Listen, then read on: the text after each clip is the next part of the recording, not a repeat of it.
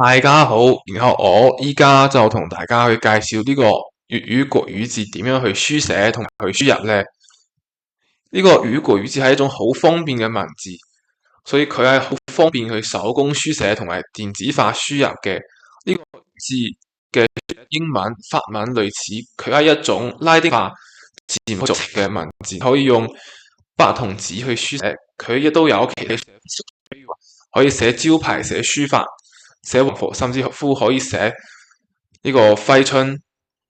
喺電腦邊你都可以打呢個粵語國語字，你可以下載粵語國語字嘅輸入法去打字。譬如話呢個 Keyman 網站上邊嘅依家呢個叫做 Vietnam 回山，同埋未來會呢個發表嘅呢個香港同埋 Cantonese text 都會打粵語國語字嘅功能，但係呢啲輸入法佢嘅功能係完全一樣嘅，冇任何嘅分別嘅。佢唯一個分別咧係佢嘅介紹係唔同，即係每一種佢都會介紹俾唔同嘅呢啲口音嘅字母表。譬如話呢個你下載呢個台山，佢俾你嘅係台山話嘅字母表；你下載呢個香港，佢俾你就係廣東嘅字母表；你下載呢個 Cantonese text，佢俾你係呢個通用版嘅。其他嘅咧，譬如話呢個越南 Vietnam 就冇任何嘅呢個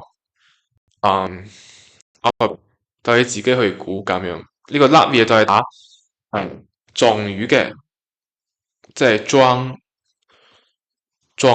裝作話嘅呢個輸入法。然後呢個除此以外，你都可以用依家已經有嘅呢個越南文輸入法打粵語國語字。雖然話唔能夠100%打到所有嘅字，當然都可以有呢種可以用佢做一啲實際嘅交流，因為99%嘅字都係打到嘅。有呢個手寫粵國語字，佢有兩種書寫嘅方式。第一種係手寫體，第二種係連筆，即係你可以用啲圓珠筆、原子筆、鉛筆同埋鋼筆同埋紙去寫。有兩種，第一種係手寫，我會寫俾你睇下。第二種係筆體，即係首先用呢種西文嘅呢種連筆字體去寫成一個字嘅主體，然後喺字嘅主體上邊去加埋一啲音調啊、點啊、橫啊等要素，字之間音節音節之間要空開，或者使用呢個 hyphen 字符號去連接，即係唔好黐埋一齊。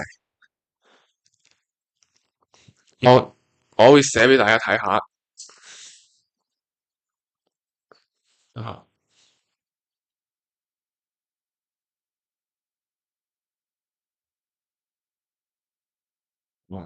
下邊。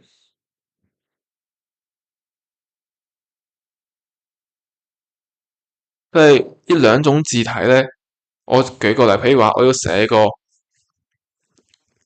聲音嘅音，我就有兩種方式去寫。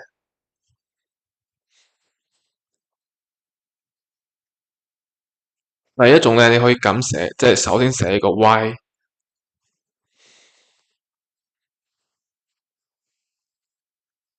然後寫一個 A，然後再寫一個 M，然後加一個尖，表示一個短嘅係聲音。但你都可以咁寫，即係寫快啲，即係黐埋一齊，每個字連埋一齊，然後再加埋最尾加一個。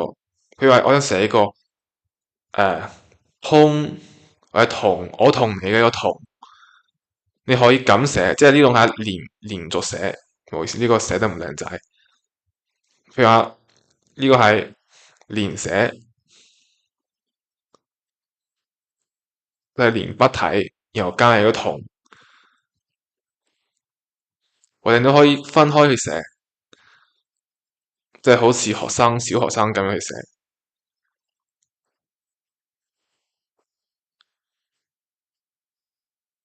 都有兩種唔同嘅方式去寫，呢兩種都係我推介嘅，都係啱嘅。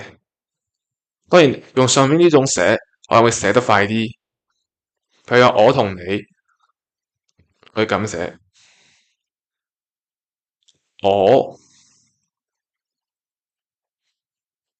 同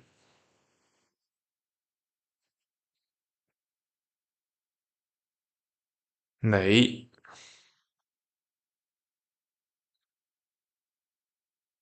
我同你，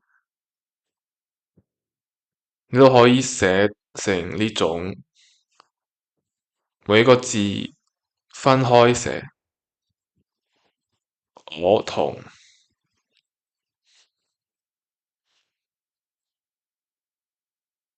呢種寫就公正好多，公正好多。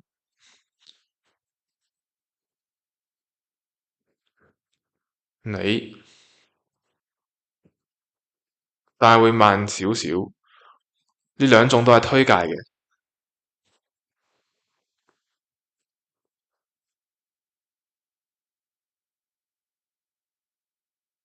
然後在後邊呢，我繼續話呢個規則，即係每個字之間一定要，即係每個詞語之間要用呢個 space 空開，即係要空開少少，唔好黐埋。即係譬如話，我要寫呢個我同你，就我同你要分，因為我同你係三個唔同嘅詞語，但係我要寫呢個我冇時間，我冇呢個冇好似係冇，都係呢個音調時間。咁呢個時間咧，你就可以兩個，你都可以咁寫。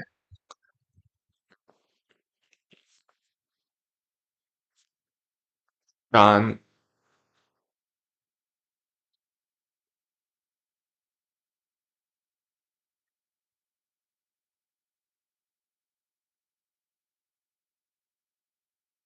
我建議你當中去加一橫，你哋加咗呢一橫嘅話，你就可以表示呢個時間係一個詞語，而唔係兩個唔同嘅詞語。當然你唔加，我覺得大家都睇得明你寫緊乜。譬如話，我想做咩？嗯，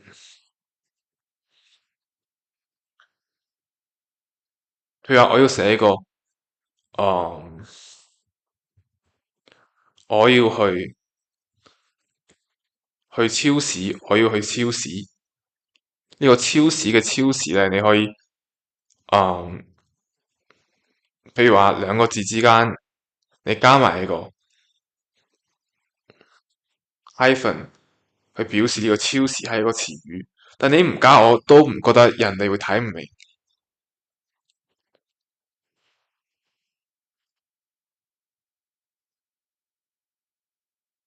你咁，但有啲詞就唔使，譬如話我 prefer 去，我 prefer 食麵包。我唔中意食spaghetti，我唔中意食通心粉，我中意食麵包。咁啊，我話我 prefer 食麵包。呢個 prefer 嘅話，你就直情咁寫英文呢種都冇問題，因為呢個詞語佢係一個英文入面入嚟嘅詞，你唔加呢個 hyphen 都冇問題。我嘅 friend 呢種，但你直情去寫英文，我嘅 friend 好似唔係咁寫，friend 我寫英文就可以。有啲詞，譬如話呢個羅馬嘅羅馬，你可以寫成呢種羅馬、羅馬、羅馬，即係外來語詞間，唔係外來語嘅詞語之間係唔一定，即係可以用 hyphen 隔開，亦都可以唔用 hyphen 去隔開。譬如話其他詞，譬如話呢個羅馬係咁，譬如話Canada 加拿大。你要寫個Canada，我就唔一定要分開，就即成寫個 Canada。但你知呢個係讀加拿大，或者點讀，你自己知。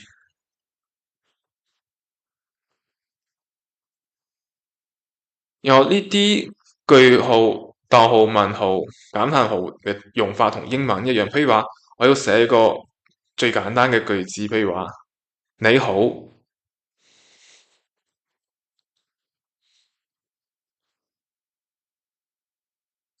話呢個係通用版本嘅拼寫你好，我睇呢種你好，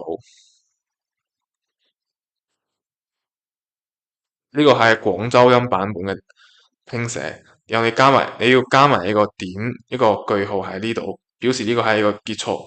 然後你第一個字母要去大寫，去表示呢個係開頭，第一個字母要大寫，好似英文。然後即係專有名詞嘅第一個字母要大寫。譬如話，我想寫一個地方嘅名，廣東有一個地方叫做江門市。呢個江門市嘅江門咧，我就要咁寫，譬如話江門。你睇到未？呢個每個字母嘅第一個每一個字嘅第一個字母要大寫，呢個 C 同埋 M 大寫。有呢邊有一個變化，即係呢個 C 呢個喺度歌，譬如話歌嘅音咧，佢係寫 C 唔寫 K。當然你寫 K 我都覺得唔算錯，但係如果你要寫呢個屙屎嘅江門咧，就唔使大寫，就全部小寫。你加個 hyphen 唔加都唔好事，不過最好就加個 hyphen。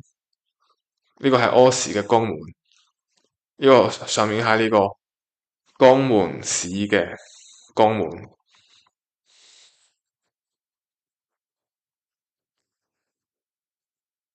嗯，然後呢個專有名詞嘅第一個字母要大寫。或者廣州話係啦，呢個江門就係廣東話或者漢字詞彙嘅專有名詞，所以每個字母每個音節嘅第一個字母都要大寫。有啲詞，譬如話唔係廣東話或者漢字嘅詞語，佢係英文嘅字就唔一定要全部大寫，佢第一個大寫就已經夠咗。譬如話我要寫一個拉丁文嘅拉丁，咁我寫呢個拉丁其實都已經夠咗。拉丁文嘅拉丁，或者羅馬化嘅羅馬。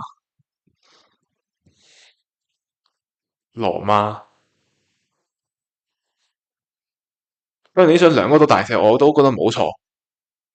呢種唔係強制，有類似英文每即係語句語字，你可以使用呢種縮寫，即係叫做 acronym 嘅方式去寫，去表示一啲好長好難串嘅啲字，但係佢出現嘅喺一篇文章入面出現嘅機會係好多，但係佢本身寫落係好長嘅啲字。譬如話一個國家嘅名稱，譬如話呢個越南共和國，你可以寫成呢種 ONCVQ。咁譬如話，我想寫一個我要去邊度？我要去台灣。咁台灣佢係本身係咁寫台，第四聲灣係平聲台灣。咁你可以寫個 TV 去表示呢個係台灣 TV，有每個字母後面加一個句號，唔加都冇事。但係我建議係加嘅好，加係正式嘅係應該要加嘅。台灣或者你寫一個中國咁佢係一個 CHUNG，然後係 QUOC，你寫一個 CQ 去表示中國。或者香港就可能係乜字咧？大家諗下，可能係 H HK 或者係 HC，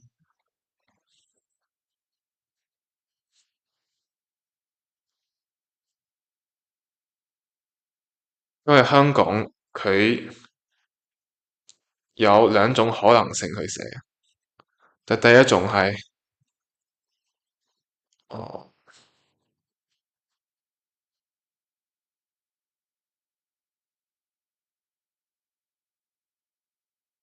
知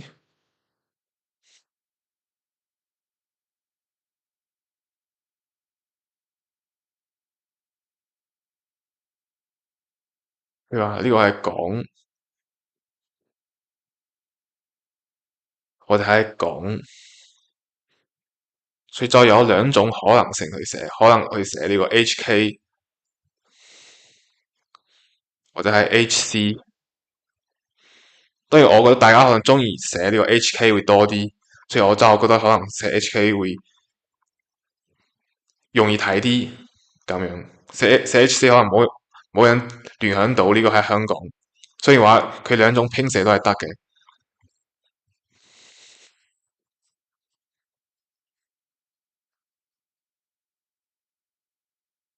然後跟住落嚟就係咁樣啦，即係寫字就係咁樣寫。譬如話我寫篇長嘅文俾大家睇下，點樣寫長長嘅文字。譬如話我要寫一篇，譬如話詩歌或者係歌詞呢種，我唔知寫咩，其實。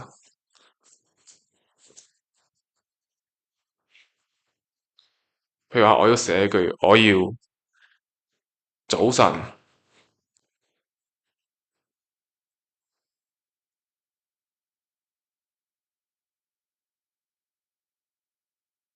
早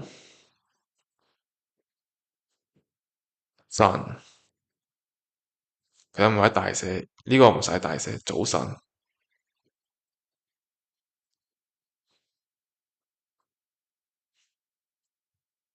你要去冰島，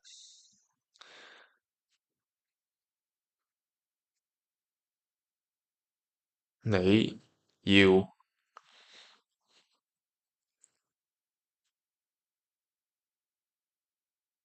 去冰。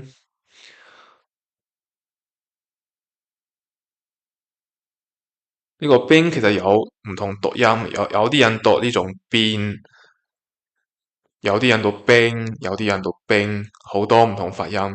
冰島，你要去冰島，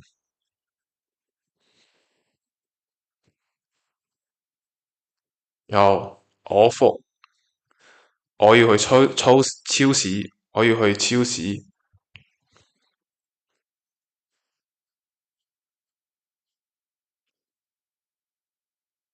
我要去，譬如話我要去 Walmart 超市，或者我哋呢度 Tesco 超市 Tesco，咁 Tesco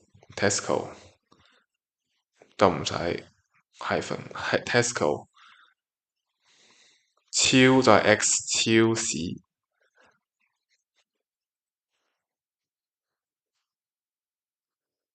超市買買餸，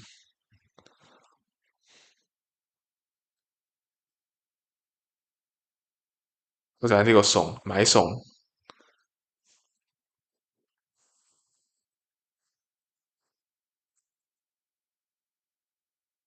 咁樣，你可以咁寫。呢種文字就其實已經係你可以用呢種文字去傳達一啲好有價值嘅信息，或者係都可以去日常去溝通用呢種文字，或者係